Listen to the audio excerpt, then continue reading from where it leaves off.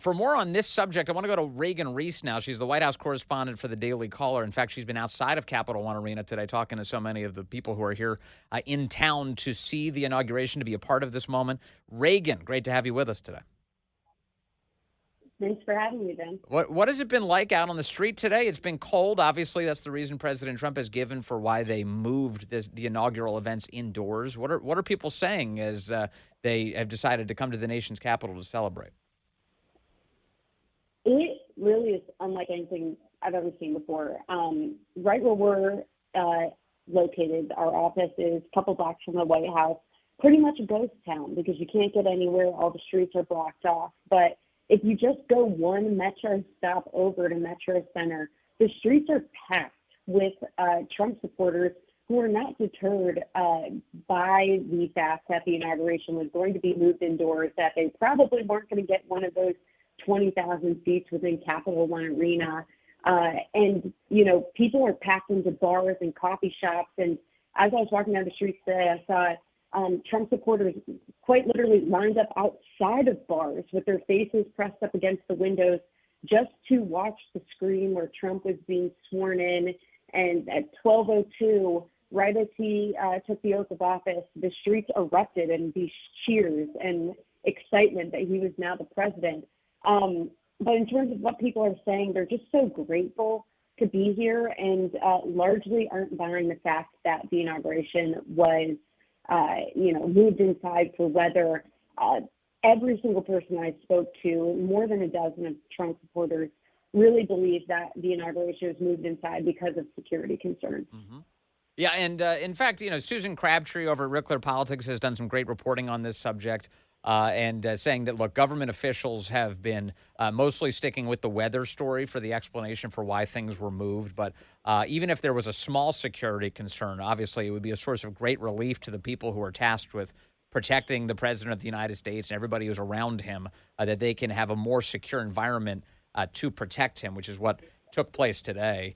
I do know that a lot of, this is perhaps unique to Trump supporters, but a lot of Trump supporters, they're rugged people. So, we even heard some audio on Friday of people who were in the streets going, well, wait a second, I take care of cows every day. It's not like that stops just because it gets cold outside. So there are quite a few people who said, yeah, I was here to endure the cold and I would have been fine with it, right?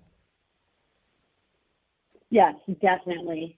I think that these people are so dedicated to President Trump, and that's a lot of what's shown through my conversations today. People coming from LA and Florida and New York and Chicago, and I even spoke to a Canadian today who came down to see President Trump be sworn in simply because, they're so dedicated, they're ready to brave the cold, and they really just want a glimpse of history, to just be in the streets. I think the odds that a lot of these people are going to actually get to see Trump in person is rather low. I won't see Trump today in person. It's really just remarkable, I think, to see the loyalty and support for President Trump, even in this 20-degree weather. We've seen some images of protesters today. It doesn't look like many. I've seen some images pouring in of the group We Fight Back DC and some basically resistance groups. So what are you hearing, if anything, about people who are here to protest President Trump today? Well, I'll say about this is Semaphore did a piece asking a bunch of people what they got wrong about 2024 or 2025. I think what I got wrong was how much outrage and protest and riots I expected there to be in the event of a Trump victory. And it's been, rather quiet. I've been talking to some of our video guys who went down into the streets to go to a couple protests to try to see what was going on, and really said that it seems like the cold had deterred a lot of those. When I was walking around Capital One, I didn't see a protester at all.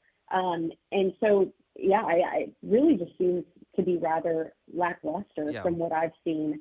And I think that's a sign of what happened in the election. The tide is turning. Yeah, a bit of a whimper from the left today as it looks like President Trump's supporters mostly dominate the streets of Washington, D.C., take up all the restaurant reservations, crowd all the bars, watch all the television screens, and enjoy the re-arrival of President Trump. And now, of course, the work begins.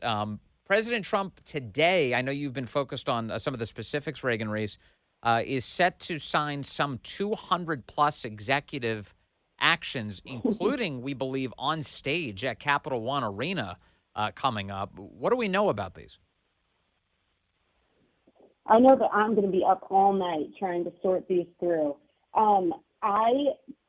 What we do know is that I think the border is going to be a big one. A incoming White House official said today that there are going to be about 11 executive orders on the border, some of which relate to deploying U.S. troops amongst the border under NORTHCOM. I know immediate termination of Biden's mass parole programs, various other border executive orders. I know that the economy is going to be another one. I'm kind of sifting through some information right now that we've gotten from on background from a White House official. But yeah, we do know that this was confirmed this morning that President Trump is planning on signing some of those executive orders during this Capital One Arena, surrounded by his fans. There is a desk with a microphone set up, which I think is so awesome. But unfortunately, I think we're going to be waiting a little bit for that because they seem to be a bit behind schedule. I know the president was attending a lunch that was supposed to end at 2:15, and as of 3:50, it was still going on. So might be a bit delayed in seeing what I really think is going to be the most entertaining part of today. Also, one of the executive orders that's being reported that President Trump is likely to sign is one ending birthright citizenship claims in the United States of America. Birthright citizenship is the product of a misreading of the 14th Amendment. The 14th Amendment was designed to ensure citizenship for people who were previously slaves. Over American history, of course, it has been reinterpreted, distorted as to meaning anybody who's literally born within the borders of the United States. If you're a Chinese tourist to the United States and you give birth while you're here, your kid becomes a U.S. citizen under this really expansive reading of the 14th Amendment. So President Trump, one of the executive orders that he's set to put in place is to say, no, that's not what the 14th Amendment means. I imagine, Reagan, this is going to be met with a lot of wailing by the left today.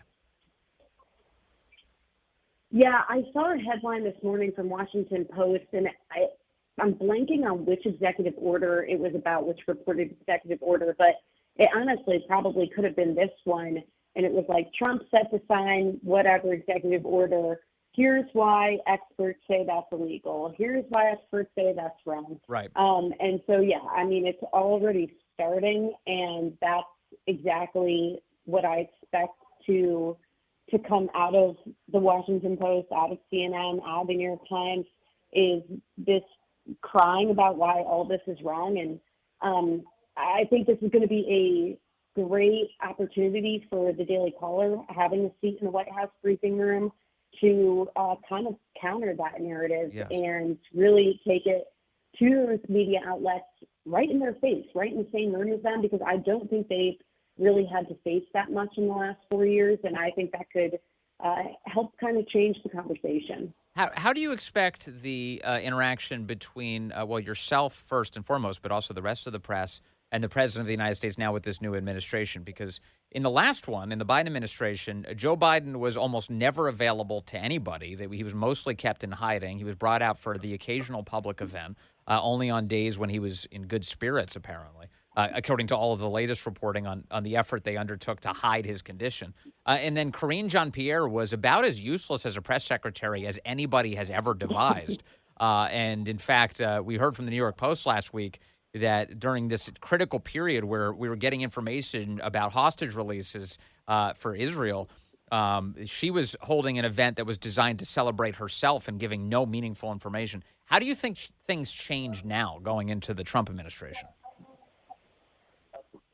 Yeah, one thing I've heard consistently from my colleagues in the White House press corps that have covered both Trump and Biden, I've only covered President Biden, was that President Trump is far more accessible, and that there are less press briefings because President Trump will speak for himself, and he doesn't need anybody else to speak for himself.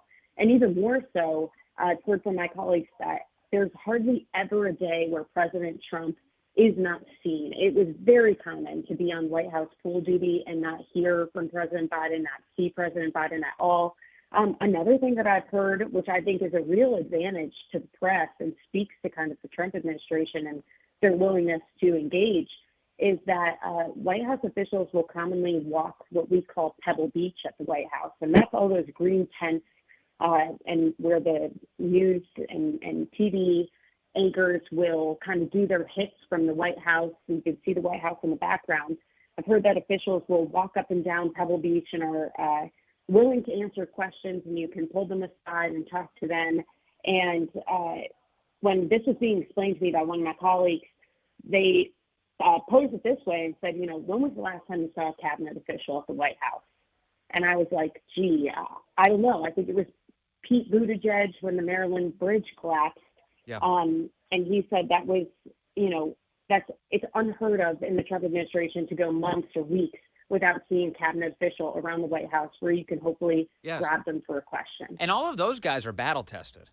All of the people that President Trump has tapped to be cabinet officials, secretaries in his administration, they're people who are used to question and answer from the press. They've done a lot of media. They know how to defend these positions. They're forceful advocates for them, whether it's RFK or Tom Homan or Pete Hegseth. It's an endless list of people who know how to speak to the media, know how to share the president's message in a consistent way. And I think it's going to be a breath of fresh air just in terms of transparency. Yeah, I totally. It's nice to have. I'm excited to engage with people. I'm excited to see more faces around the White House. I have heard rumors that we've heard that the White House briefing room might be rearranged. The rumors I've heard right now is that the White House briefing room is going to stay as is, and those major media outlets won't be shifted around. But regardless, I do think that Caroline Leavitt will be calling on those outlets in the back of the room that Karine was always so afraid to go to, because same thing for her. She's battle tested. She likes to spar with the media, and she's not afraid, I think, of taking questions from people who disagree with her or might challenge her from, there's going to be backlash from the right. Yeah. There are going to be times that the caller is going to have to ask her about that. And I think she's willing to take those questions head on. Yeah, for sure. And maybe people like Reagan Reese and James Rosen will get questions again. Stephen Nelson, you know what I mean? I'm really looking forward to that because the country's better with people like you asking those questions. Hey, Reagan Reese, again, White House correspondent at the Daily Caller. Thank you for your time today, and I'm really looking forward to these next few years. I have a feeling we'll be speaking a lot as you get these questions in to a White House that'll actually take them. Thank you, Reagan.